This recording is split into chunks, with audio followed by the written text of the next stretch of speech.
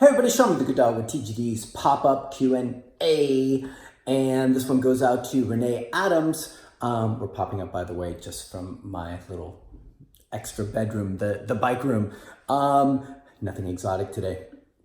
Renee Adams from the Good Dog Training Rehabilitation's Facebook page wants to ask about a skittish dog, namely her skittish dog, which is a 3-year-old pit mix. And she's asking about what kind of exercises, what kind of things could she do to promote more confidence and reduce the skittishness. And she also mentions that her dog is most likely been abused or has gone through some kind of abusive situation or neglect, which has caused this skittishness. So first, let me address that part, because I don't know their specific situation. And it could very well be true that Renee could have a dog that had actually been through some kind of abusive situation. So I don't know their details 100%. But what I will say is that 99% of dogs that I've come across, that I see in my travels in the world, in the dog training world, and that dog trainers that I know of, and we talk about all this stuff, they aren't abused, that are skittish. Dogs that are skittish, that are nervous, that are insecure, that are fearful, they aren't or haven't been abused. It's just the logical conclusion that us humans come to if we see a dog that's nervous about somebody, nervous about something. It must have been something bad that happened from that thing or that person or that dog or that whatever that creates the skittishness, the nervousness, the insecurity, the fear, etc. But that's very rarely the case. Most often what's the case is that it is a genetic predisposition. It's a genetic issue with the dog where the dog is genetically not a confident dog, not a super secure dog, not a super resilient dog, a dog who most people would see and see, oh, that's a shy dog. Even in their youth, even as a younger dog, you would see them be more reticent, more reluctant, more unsure. You would see that stuff. And it wouldn't be about that the dog's been neglected or abused or traumatized. So I really want to get this conversation out there and make sure that everybody is crystal clear on this, that a nervous, fearful, insecure, unsure, freaked out, overwhelmed, anxious dog does not necessarily mean that that dog, and most likely doesn't mean that that dog was abused or neglected. It just means that the dog most likely has some kind of genetic predisposition towards being in that fashion. So we can't talk about that enough, because that story doesn't do us any good, thinking that our dog has been through some kind of abusive, neglectful situation, and that's why they're such a wreck, which tends to pull on our heartstrings and put us in all sorts of bad places where we can't effectively help our dogs move through that. So that's the number one point. Can't say it enough. 99% of dogs that look like a mess, they're not a mess from being abused or neglected. They're a mess because that's just unfortunately how they came into the world. So that said, now what can we do for skittish, nervous, insecure, fearful, unsure dogs? The best thing you can do is what you've heard me talk about over and over again: lead them, guide them, give them tons of structure, let them know exactly what you want and exactly what you don't want. Don't let them draw their own conclusions. Don't let them come to their own assessments. Don't let them process the world through a filter of insecurity, anxiety, fear, uncertainty, because what are they going to come to conclusion-wise if they process through that filter? They're going to come to all sorts of negative, fearful, freaked out, overwhelmed conclusions. So even though I'm always preaching leadership and I'm always preaching structure and I'm always preaching rules and accountability, with these kinds of dogs, you need to up that even more. You need to put that into high gear, because these dogs depend even more so than other dogs. I was going to say regular dogs, but it's like dogs that are in a more kind of like naturally genetic balanced state.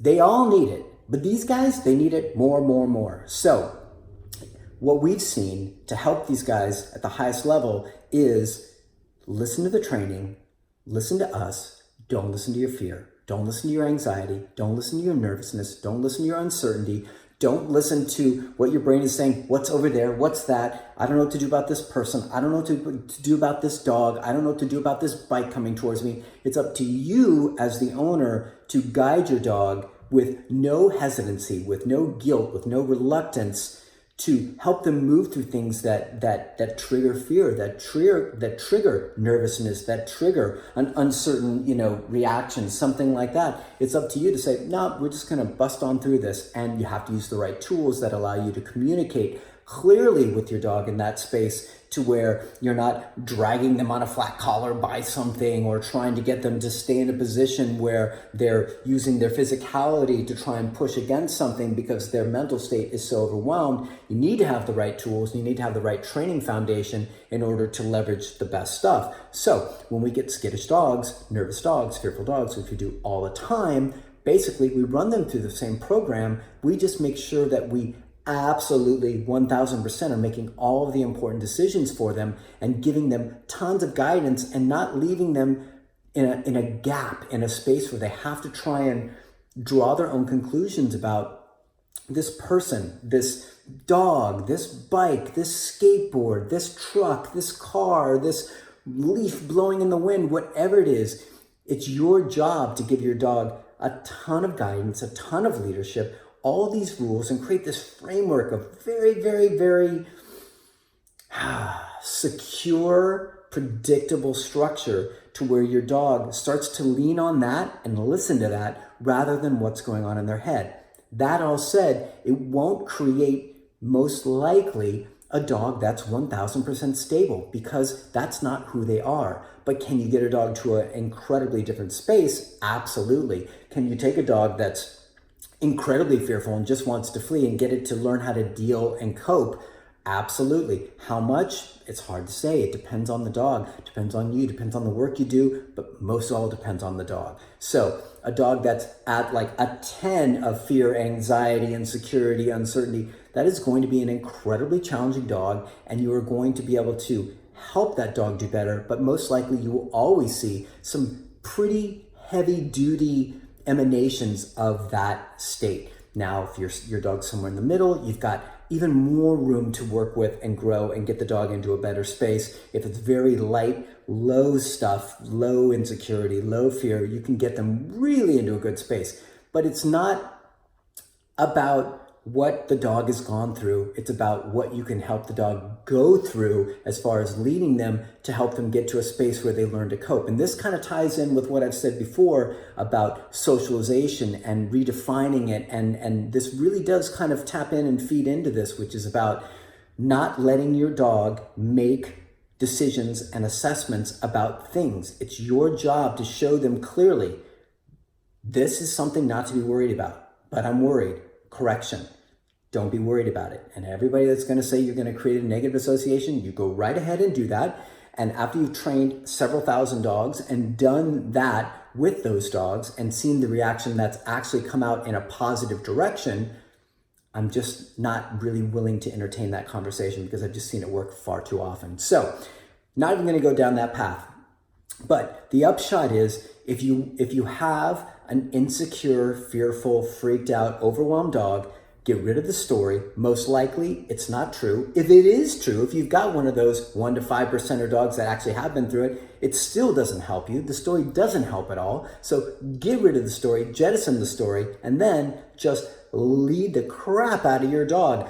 Tons of guidance, tons of structure. Do not let your dog wander around the house being worried about everything. Do not let your dog wander around the house when you've got a guest over trying to see if, well, maybe if my guest gives my dog a treat, my dog will feel better. No, put your dog in place and let your dog, just from a safe distance, just assess what's going on. Let your dog safely, with zero pressure, get a feel for what's going on with that person or around another dog. Don't force interaction. Don't, even with good intentions, even with food, even with somebody who's really nice, and I'm a dog lover, don't let anybody force interactions on your dog. Put your dog in a position where you're controlling them initially.